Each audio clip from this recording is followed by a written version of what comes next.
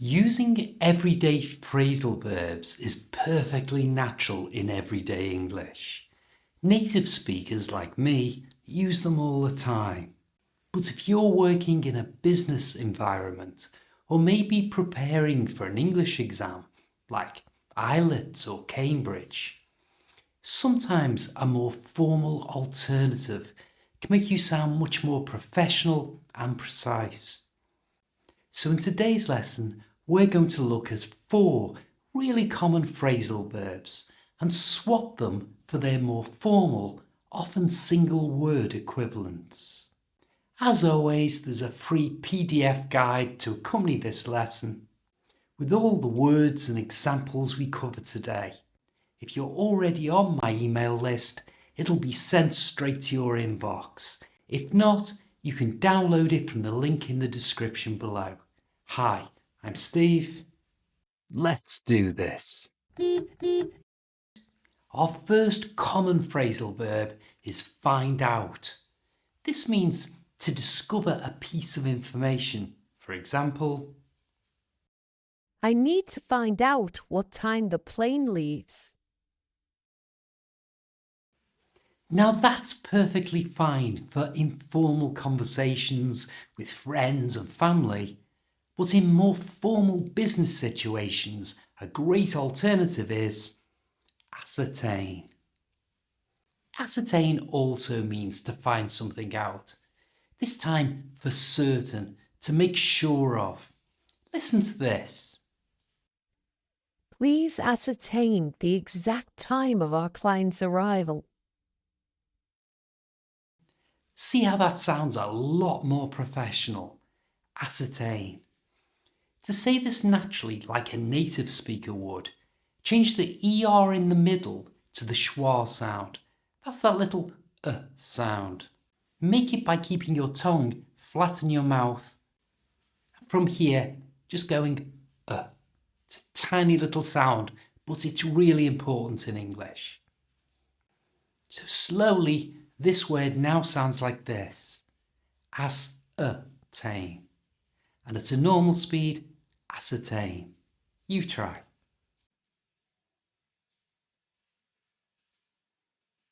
Now it's your turn. How could you rephrase this question using ascertain? Speak your answer out loud. Can you find out if the supplier has shipped this order?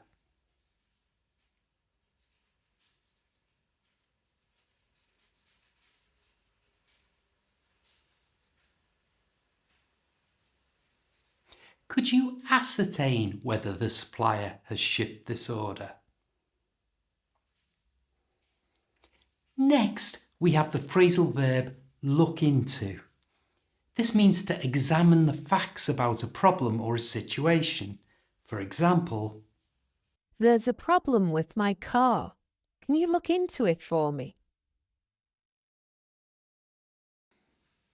again, perfectly fine. But for a more formal situation, we can use the verb investigate. Although this means the same as look into, it feels more official. For example, We've received a serious complaint. I need you to investigate the matter.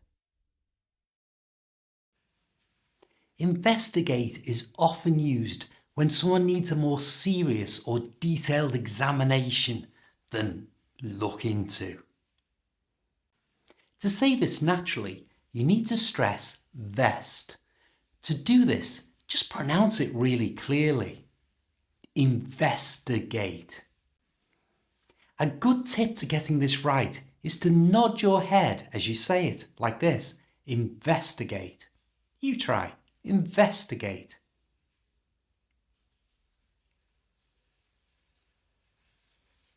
Now it's your turn to swap look into for investigate.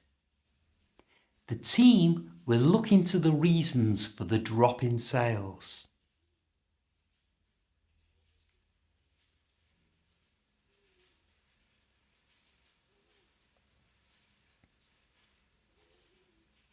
The team will investigate the reasons for the drop in sales.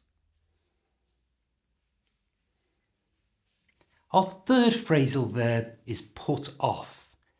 This means to decide to arrange to do something at a later time. For instance, I'm too busy today. Let's put off going to the movies until next week.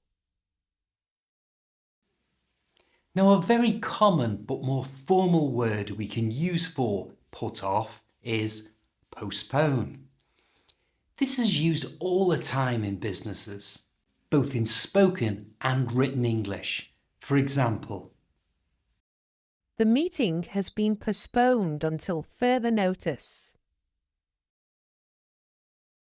to say this like a native speaker, do not, let me repeat that, do not say the letter T in the middle of the word. It's not postpone, it's postpone. You try, postpone. Now practice. How would you rephrase this using postpone? They had to put off the product launch.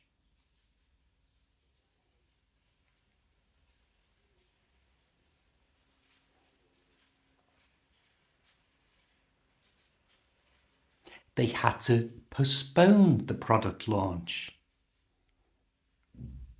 Next, we have the phrasal verb point out. This means to tell someone about something, often because you believe they don't know or they've forgotten about it.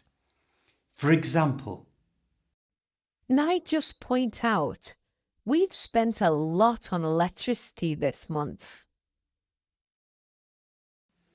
again, nothing wrong with that, but a good formal alternative we can use instead is indicate.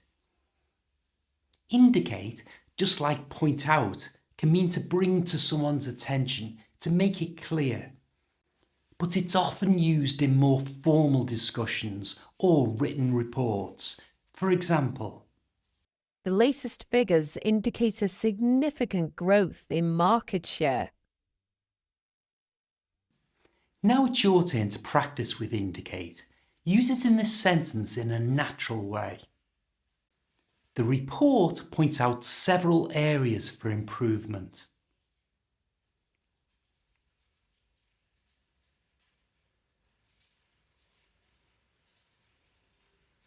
The report indicates several areas for improvement. These are 4 common phrasal verbs and their more formal alternatives that can really help you sound more professional in business English. Using these, especially in writing or important meetings, can make a real difference. It shows a good command of the English language. But remember, while these formal alternatives are great, phrasal verbs are more than perfectly fine and very common in everyday British English. It's about choosing the right tool for the job. Now don't put off or postpone improving your English skills. Instead, click here for another great British English language lesson. I'll see you next time.